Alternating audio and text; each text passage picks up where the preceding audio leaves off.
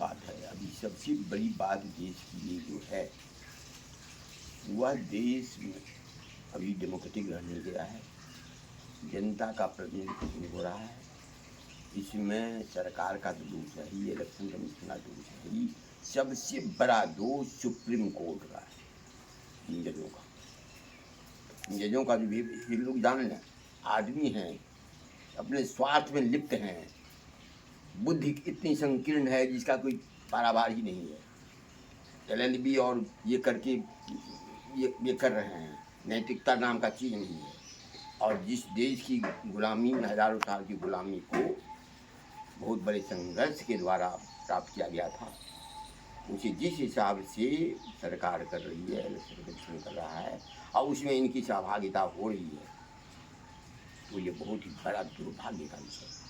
एक बात तो जरूर है, ये इलेक्शन हो नहीं रहा है और ये जिसे नहीं समझ में आता है उसकी बुद्धि रसातल को गई हुई है, उसकी बुद्धि स्वार्थ में है।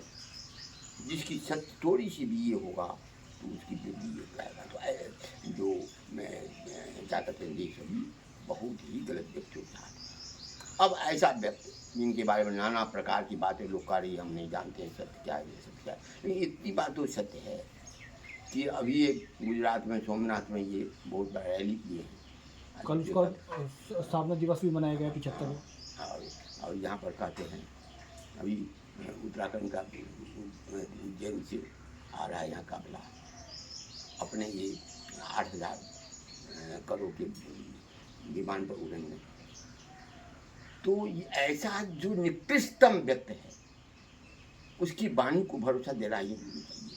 मनुष्य में एक बात सोचे, और सबसे बड़ा दोष सुप्रीम कोर्ट, हाई कोर्ट के इन तथाकथित जजों, तथाकथित मैं इसलिए कर रहा हूँ, ये अपनी योग्यता से नहीं आए, योग्यता से आती ऐसी बात नहीं। और ये भी जान लें, घर गृहस्थी वाले आदमी हैं, मरना है ही, ऊपर भी डंडा लगेगा ऐसी बात नहीं है। और यहाँ भी इनके परिणाम भुगतना पड़ेगा, क्योंकि आज दैविक शक्ति बहुत मजबूत होती है। ये लोग समझते नहीं हैं। इन लोगों को इंट्रोस्पेक्ट करना चाहिए, ध्यान करना चाहिए, सच्चे सन्यासियों के पास में पहले दीक्षित होना चाहिए, तभी देश चलेगा। और मोदी जी तो नाटकबाज है, अमित शाह के बारे में कहना ही क्या है। तो ये ढंग से देश की इज्जत है, इधर ये नहीं करें, उधर सोना नहीं खरीदा जाएगा। सोना नहीं खरीदा जाएगा तो कहता है 1 करोड़ व्यक्ति बेरोजगार हो जाएगा। बेरोजगारी में मतलब नहीं, तो सबको रोड पर लाना चाहते हैं।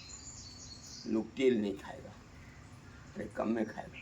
तेल की तो आवश्यकता है, आवश्यकता अनुसार लोग तेल खाता ही है। हाँ, ज़्यादा खाने वाले को मना ही है, लेकिन जितनी आवश्यकता है उसको भी मना कर देना। और अपने ऐसो आराम में रहना, इससे होगा नहीं। देश एक बहुत बड़ी संकट में पड़ा हुआ है, और ये सब तरह का राजनीतिक संकट है, न्यायिक संकट है, आध्यात्मिक संकट है, धार्मिक संकट है, मनुष्य में अस्थिरता है, बोलने की स्वतंत्रता नहीं है, सब तरह का। और ये कुछ व्यक्ति जो स्वार्थ में लिप्त हैं, देश को चला रहे हैं, तो देश पर बहुत बड़ा, लेकिन बहुत बड़ा खतरा है। लेकिन एक भी सबको याद रखना चाहिए, प्रकृति पर जो शासन करता है, प्रकृति से समय पर सबक दे दी। चाहे वो जज हों, चाहे मोदी हो, चाहे योगी हो, योगी बेचारे महात्मा ब्रह्म का उच्चारण नहीं कर पा रहे। गुरुदेव, यदि इजराइल और ईरान के युद्ध की बात करें और उसे देखते हुए कि जैसे कि देश के विश्व के अंदर जो खलबली मची हुई है, उसे देखते हुए जो मोदी जी ने जो अपील की गई है, इसे जनता कैसे लेगी? क्योंकि चुनाव मोदी ये तो वर्ल्ड वार तो हो, वर्ल्ड में 4 वर्ल्ड वार होता ही रहता है, उसका प्रभाव पड़ता है, वो अलग चीज़। लेकिन मोदी जिस हिसाब से ईरान और इजराइल की लड़ाई में जिस हिसाब से अपने बहुत दिनों के भारतवर्ष की जो परंपरा है, उस परंपरा को देखते हुए या तो उनको न्यूट्रल लाना चाहिए, या ईरान हमारा मित्र राष्ट्र था, ठीक है, इजराइल के मित्र तो न्यूट्रल रखे, यानी तो परंपरा से जो ईरान को साथ देते हैं, कोई साथ देते तो आज तेल संकट नहीं था। इजराइल तो बराबर तेल संकट कहाँ है, और अभी तेल संकट भी कैसे है, इसमें जितना ये लगा, जितना अभी भी जितना इसका कॉस्ट प्राइस है, जो थोड़ा सा 10% लेकर के लगा कर तुमको बहुत सस्ता पड़ेगा। इनको तो सब संपत्ति PM केयर फंड निकाले, और जो हमको कहते हैं हमको तो जजों पर होता है पीएम केयर फंड पूरा जनता से पैसा लेके गया है। इसका तो एसडीएम डीएम सब करता था, हमारे यहाँ भी हम भी दिए थे, उसमें एसडीएम आया था लेने के लिए। आप कहता है कि प्राइवेट है, अब प्राइवेट है तो तुम देश संपत्ति को लेकर अडानी अंबानी को दे देगा। तो सोचो आज कब जज का देना ही, ये तो प्राइवेट। जजों का क्या होगा, इन जजों को सोचे ऊपर जो होगा होगा। इनका जो यहाँ खानदान है वो एक निकृष्टम, इनमें खानदान बहुत बड़ी चीज है देश की। हम तो जिस चीज़ में हुआ 2014 में जिस हिसाब से हुआ था, मैं कर दिया था देश बहुत बड़े, देश के लिए बहुत बड़ा पूछिएगा पत्रकार थे। मनुष्य जब नैतिकता खो देता था कहीं नहीं आता। और इन तथाकथित आरएसएस जो कि धर्म का ठेकेदार बनता है, धर्म का बहुत बड़ा द्वेष, हिंदू धर्म का द्वेषी है ही, धर्म का भी द्वेष करता है। धर्म से भी जो कोई लेना देना नहीं है, और उसी के चट्टे बट्टे सब चारों बगल फैल गए, सब चीज़ को कंट्रोल कर दिया।